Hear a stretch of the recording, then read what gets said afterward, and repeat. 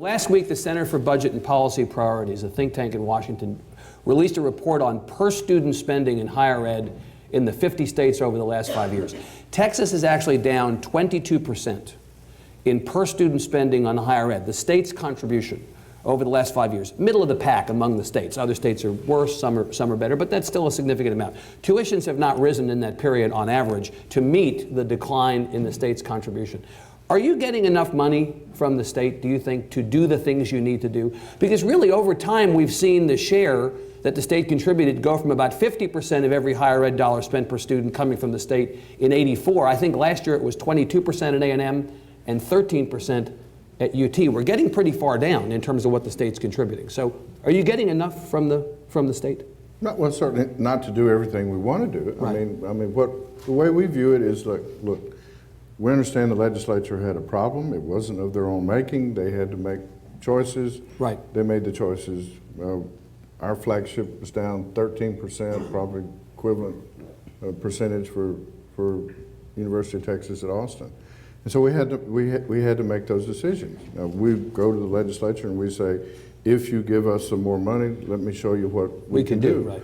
Right. Our kind of goal over the last year or so has been, we want Judy and we want the other senators and House members to know what we were doing, that we took their message to heart, that we're doing things that other folks would do, that a household would do in order to make sure there was food on the table and do the core values. I mean, the reason our universities are there are for two reasons: what happens in the classroom and what happens in the laboratory. And it is not there to serve food. It is not there to maintain buildings. It's not there to mow grass. It's not even there because they're chancellors.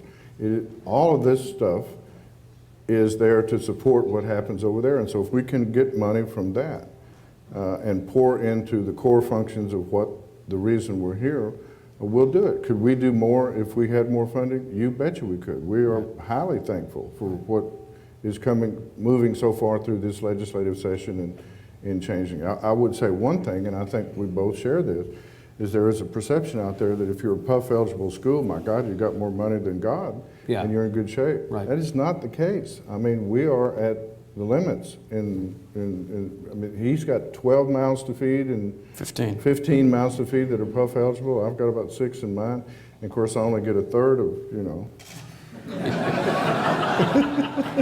And so, I thought years ago. Not that you're complaining. Not that I'm complaining about the third. But there's a whole bunch, a whole lot of more things we could do if you had more money. If we had that. But the mistakes that were made 2 years ago with all of the hoopla about research. Right. The first mistake was that it left the impression that all research is bad, and when that resonated through the other 49 states, our peers who vote in U.S. News and World Report and those things go, oh my God, Texas is against research. Right. I don't believe that's the case with those folks. Whose mistake was it? Well, whoever was in charge of marketing for that deal. No, but whose mistake was it to denigrate research? I don't know where all it came from. I just read the papers. But but I will tell you this: it was bad marketing. Whether it came from public policy, wherever, bad marketing, because it took away from that part of it. But, selling proposition for higher ed. But I mean, the fact of the matter is that's why we're here. That research then goes back into the classroom, plus goes out into the public and things like that. And so there were some things in there that I thought were some good ideas. I can't, it's been a while since I've looked at it, but I remember thinking that. But the way it was sold, or the way it first got to the press, was so good. Research is bad, and that is not the case. Every Wednesday I meet with, ongoing education here, meet with some out-of-the-box research professor, and every Wednesday I just get blown away by what I see and what's on the horizon if these folks get funded properly in order to do what they do. And I'm talking about from curing cancer to everything else. Let me come, Chancellor, at this question of state funding and whether you have enough money from another side. So you have been either unwilling or unable to raise tuitions at your institution. So tuition dollars are not coming in greater supply. State dollars are coming down. I mean, it really does hit a point where you look at your budget and you go, I got to do as much as I have to do in a fast-growing state where the population is not only growing, but the composition is changing, new challenges all the time. You kind of have to go, well, this is how much I've got. I've got to figure out how to cut up the pie differently. Well, you're absolutely correct. In my interactions with the legislature this year, there has been sensitivity for enhanced funding for higher ed. Yeah. Our legislative body has recognized that our systems of higher education have contained their costs, have trimmed, have enhanced efficiency, and in fact have bent the cost curve, for the cost per degree. Yeah. In fact, both Texas A&M and UT system, have really either plateaued or lowered Or cut the tuition. yeah. But this is a shared responsibility. It's a shared responsibility, from our great state of Texas in regards to supporting literally the economic engine, for this state. And those are our universities. But can you and public ed. Yeah. Second, we have to contain costs. Third, there has to be focus and discipline on behalf of students and their families.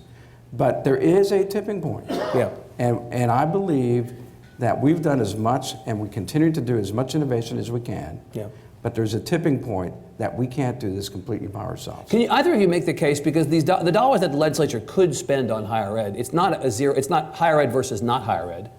In some cases, it's a finite fixed amount of dollars. It's higher ed versus public ed, or it's higher ed versus water, or it's higher ed versus transportation. Can you make the case that higher ed should be elevated to the top of that list, Mr. Sharp?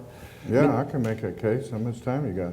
It Yeah. should be, sure, because everything that happens in education below it depends on how well you do your higher education. I mean, take teachers, for example. Right. Between the two of us, we probably produced 50% of the teachers or more in the state of Texas. That is not the case with some universities that achieve the status that these two universities achieved. Teaching is below us, so we don't do it in the Ivy Leagues. And So the argument is, without you all doing that, public ed suffers. In some ways, they need you to be excellent in order for them to be excellent. Absolutely. Right.